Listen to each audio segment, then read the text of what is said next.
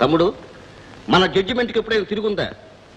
అలాగే పెళ్లి కొడుకు సెలక్షన్ కూడా తిరుగులేదు. ఆస్తికి ఆస్తి, అంతస్తుకు అంతస్తు, చదువుకు చదువు, అందానికి అందం. ఇండియాలో ఇంత మంచి సంబంధం ఇప్పట్లో దొరకడం కష్టం అనుకో. బా, ఎవరి కాఫీ కలిపింది? వచ్చి పానకం. ఆస్తికి ఒక చెంచా, అంతస్తుకు ఒక చెంచా, అందానికి ఒక చెంచా పంచదార వేశావు. అమ్మాయి అభిప్రాయానికి కూడా ఇంకొక చెంచా వేశావంటే. తమ్ముడు, నువ్వు అనవసరంగా కన్ఫ్యూజ్ అవుతున్నావు. కాఫీలో పంచదారకు అమ్మాయి అభిప్రాయానికి సంబంధం ఏంటి? అదే అన్నయ్య జై పెళ్లి సంగతి. అవును, దాని పెళ్లి గురించి అదేం చెబుతుంది? పెళ్లి చేసుకునేది, రేపు కాపురం చేయబోయేది జయే కదన్నయ్య. అందుకని అమ్మాయి అభిప్రాయం కూడా తెలుసుకోవటం మంచిది. అవునవును, తెలుసుకోవాల్సింది. ఏమన్నా? అమ్మాయి అభిప్రాయం తెలుసుకోవాలి అంటే నా కూతురు నా మాట కాదంటుందనే? నేను సూర్యను తప్ప ఇంకెవరిని పెళ్లి చేసుకోను. తప్పు తల్లి. మీ నాన్నగారు నీ శ్రేయస్ కోరి ఈ సంబంధం చూశారు, మాటిచ్చారు కూడా. ఆయన మాటిస్తే నేను ఇక్కడ మనసిచ్చానమ్మా. వస్తున్నానండి. చెప్పు, నీ మరిదికి తెలిసేటట్టు చెప్పు. ఏమిటండి? అదే మనం చూసిన సంబంధం సంగతి. అమ్మాయి అభిప్రాయం అడగాలంటా ఏంటి?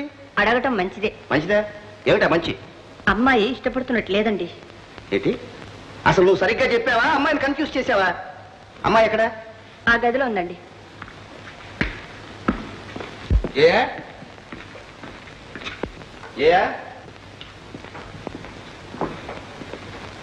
ఏమిటమ్మా నీ ఉద్దేశం?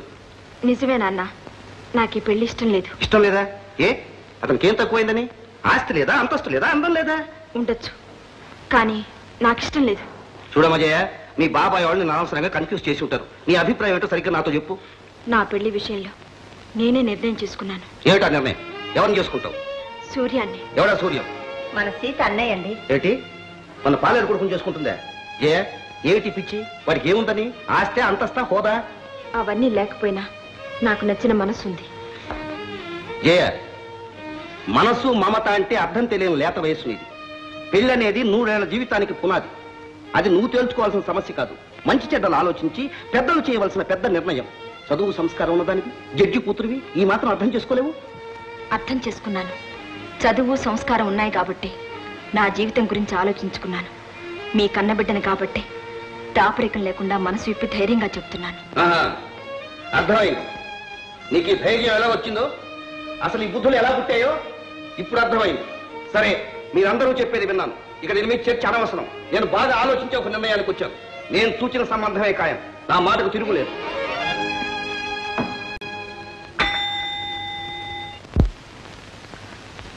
ఆ టైపిస్ట్ ఇలా పిలు. ఆమె రాలేదండి. మంచి పని చేసింది. ఏమిటి నువ్వు అనేది? సరోజతో అన్ని సంబంధాలు తెంచుకోమని మీ నాన్నగారు చెప్పారుగా. రేపటి నుంచి ఫ్యాక్టరీకి రావద్దని కబుర్ చేయి. నీకేమన్నా పిచ్చా? ఇదిగో, నీకు పిచ్చి పట్టకుండా ఉండటానికేనో ఈ సలహా.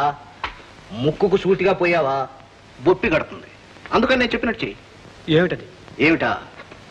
సరోజను పెళ్లి చేసుకోవటానికి మీ ఆవిడ ఒప్పుంది కదా, రహస్యంగా రిజిస్టర్ మ్యారేజ్ చేసుకో. మన రూమ్ లో పెట్టు. నిజాయితీగా ఉన్నట్టు మీ నాన్నగారి దగ్గర పోజు కొట్టు. That's all. It's so simple. వస్తాను. పెళ్లి చేసుకుంటాడట. పెళ్లి ఎలా చేసుకుంటాడో చూస్తాను.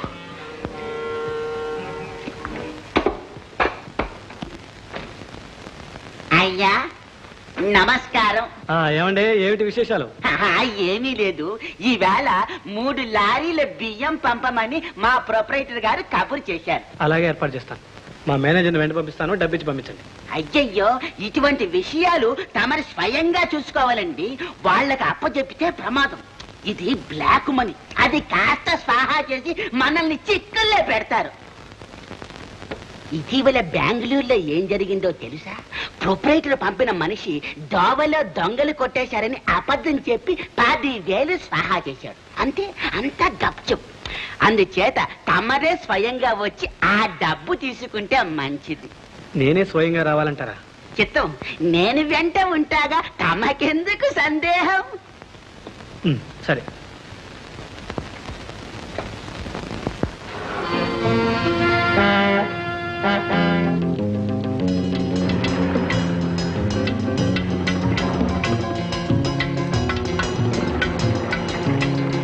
ఆపద్దు, పోనీ.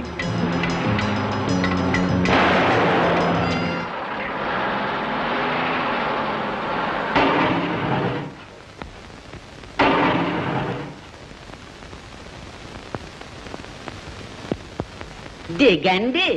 దిగండి. ఓ, ఇది తమరి పనే అన్నమాట. అయ్యా ఇన్స్పెక్టర్ గారు, బావగారేగా విడిచి పెట్టండి. షాట. బియ్యం దొంగ రవాణా చేసింది చాలక విడిచిపెట్టాలా? మిస్టర్ మూర్తి సార్, మీరు పంచనామా విషయం చూడండి. రండి. మీరు కదలండి. మీరు కూడా. చిత్తం.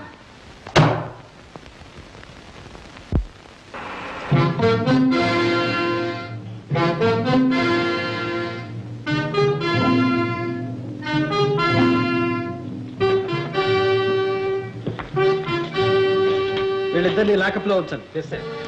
సార్ సార్, అన్యాయం సార్. ఈ కేసు పట్టించింది నేను సార్. కేసు పట్టించింది నువ్వా? అవును సార్, మీకు టెలిఫోన్ చేసింది కూడా నేనే. నమస్కారం సార్. చిట్టి, అవును బ్రదర్, దెబ్బకు దెబ్బ. సరోజని నాకు కాకుండా చేశావుగా. చంద్రం, ఇది పోలీస్ స్టేషన్. ఆయన మాత్రం లాకప్లో ఉంచండి. థ్యాంక్ యూ సార్, వస్తారు. మిస్టర్ సార్, సరోజ అంటున్నావు ఎవరు? అదే సార్, ఆ రోజు బర్త్డే పార్టీకి మీరు కూడా వచ్చారుగా. పేదవాళ్ళని చెప్పి ఆమెకు నాకు దూరం చేశాడు సార్. అప్పటి నుంచి పిచ్చివాడిని అయిపోయాడు సార్. ఇప్పుడు కూడా సరోజని పెళ్లి చేసుకోవాలని ఉందా? ఉందా? ఇప్పుడే కాదు, మళ్ళీ జన్మలో కూడా ఉంటుంది. జీవితంలో పెళ్ళంటూ జరిగితే సరోజతోని, లేదా బ్రహ్మచారిగానే ఉండిపోతాను. వస్తాను సార్.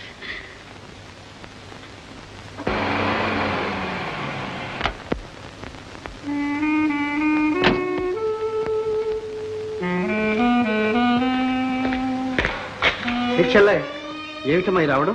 ఫోన్ చేస్తే నేనే వచ్చేవాడిగా. కూర్చోమ్మా. నీకు శ్రమ ఇవ్వటం అందుకని నేనే వచ్చాను. ఏమిటి చెల్ల, ఎలా మాట్లాడతావు? ఇంత పని చేస్తావా అన్నయ్య? నీ చేతులతోనే వారికి బేడీలు వేస్తావా? బావనే సంగతి కూడా మర్చిపోయావా? ఏం చేయమంటావు? తప్పలేదు, అది నా కర్తవ్యం. ఏమిటన్నయ్య ఆ కర్తవ్యం? మనం ఆ కుటుంబానికి ఎంత రుణపడి ఉన్నావో నీకు తెలీదా? ఆ రుణం తీర్చుకోవటం ఇలాగేనా? వారిని ఆపద నుండి తప్పించడం నీ చేతుల్లో ఉందన్నయ్య. నా చేతుల్లో ఏం లేదు. కర్తవ్యం అనేది చాలా కఠినమైన పరీక్ష. అయిన వాళ్ళైనప్పుడు మరీను. అంతేనా అన్నయ్య? అన్నయ్య మనసు అర్థం చేసుకో తల్లి.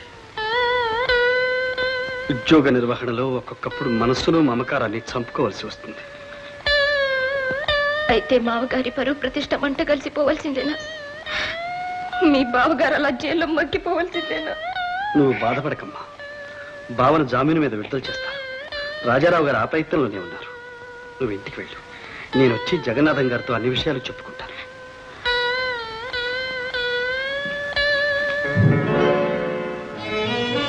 ఎవరన్నయ్యా? సరోజ. ఏ సరోజ? నువ్వా? ఇక్కడ దాపరించావా? క్షమించండి, మీ పాదాల సాక్షిగా ప్రమాణం చేస్తున్నాను. నా వల్ల మీకే అపకారం జరగదు. నా మాట నమ్మండి. సరోజను అపార్థం చేసుకోకమ్మా. తానెవరో కాదు. ఏమండి, నువ్వేమీ చెప్పొద్దన్నయ్య.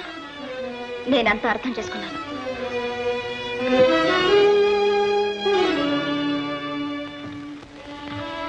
నువ్వు చేసిన పని ఏమిటన్నయ్య? నలుగురు ఏమనుకుంటారు? ఎవరేమనుకున్నా బాధ లేదు చెల్లె. నువ్వు మాత్రం చెడుగా అనుకోవని నాకు తెలుసు. నిన్ను నేను అనుమానించను, కానీ ఆ సరోజ్ ఎవరో తెలుసుగా. 10 మంది నూళ్ళల్లో పడి పాడు పేరు తెచ్చుకున్న పిల్ల. అలాంటి దాన్ని ఇంట్లో ఉంచుకుంటే లోకం ఏమనుకుంటుంది? నిన్ను పెళ్లి చేసుకోవాలని ఎన్నో ఆశలతో జయ తండ్రిని కూడా ఎదిరించింది.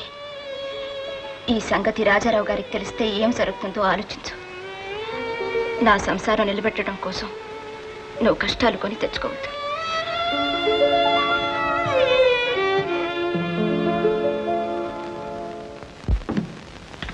నమస్కారం. పోలీస్ ఆఫీసర్ గారా? రండి రండి. సూర్యం, నిన్న ఒక ప్రశ్న అడుగుతాను, సూటిగా సమాధానం చెప్పు. సీత నీ చెల్లెలు, చంద్రన్ నీ బావ. అతను అరెస్ట్ చేసి మాకు తలవంపులు తీసుకొచ్చావు. ఇది మంచి పనేనంటావా? బావ నేరం చేశాడు, క్షమించరాని నేరం. అంతకంటే క్షమించరాని నేరం నువ్వు చేశావు. ఒకనాడు మీ తండ్రి మా కోసం తన ప్రాణాలను ఇచ్చాడు. అలాంటి తండ్రి కడుపున పుట్టి నువ్వు ఈనాడు మమ్మల్ని, మా గౌరవాన్ని బదారు పాలు చేశావు. ఇంతకంటే నేరం ఇంకేం కావాలి? మాట్లాడవే. క్షమించండి. అన్నీ తెలిసిన మీరే ఇలా మాట్లాడుతుంటే నేనేం చెప్పగలను? ఆహారం దొరక్క ప్రజలు మలమల మాడిపోతుంటే బియ్యం బ్లాక్ మార్కెట్ చేయడం ఎంత ఘోరమైన నేరమో ఆలోచించండి. పోలీస్ అధికారిగా నా ధర్మం నేను నిర్వర్తించాను. మీ అందరికీ కష్టం కలిగించినందుకు నేను నిజంగా బాధపడుతున్నాను. విన్నావా జయ? ఇలాంటి హృదయం లేని మనిషి నువ్వు ఇంకా ప్రేమిస్తున్నావా? పెళ్లి చేసుకుంటావా? క్షమించాలి, నేను పెళ్లి మాటలకు రాలేదు.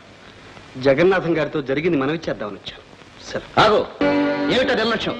తమ్ముడు, ఇక మనం చూస్తూ ఊరుకుంటే లాభం లేదు. ఇలాంటి విశ్వాసఘాతకుడికి తగిన శిక్ష విధించాల్సింది. ఏమిటన్నయ్య, ఏమిటో అనేది? తమ్ముడు, నువ్వు అనవసరంగా కన్ఫ్యూజ్ కావద్దు. జయ, ఇలారా. నువ్వు ఇతన్ని ఇలాగే ప్రేమిస్తూ కూర్చుంటే నేను సహించలేను. వెంటనే పెళ్లి చేసుకో. మీరు అనవసరంగా కన్ఫ్యూజ్ కావద్దు. సూర్యం, నీ నిజాయితీకి మెచ్చుకుంటున్నాను. నీలాంటి ఆఫీసర్ ఊరికి ఒకడుంటే చాలా దేశం బాగుపడుతుంది. నువ్వు నా అల్లుడు కావడం ఒక అంతస్తుగా భావిస్తున్నాను. తమ్ముడు, ఇప్పుడేమంటావు? నీకు నువ్వే సాటన్నయ్య.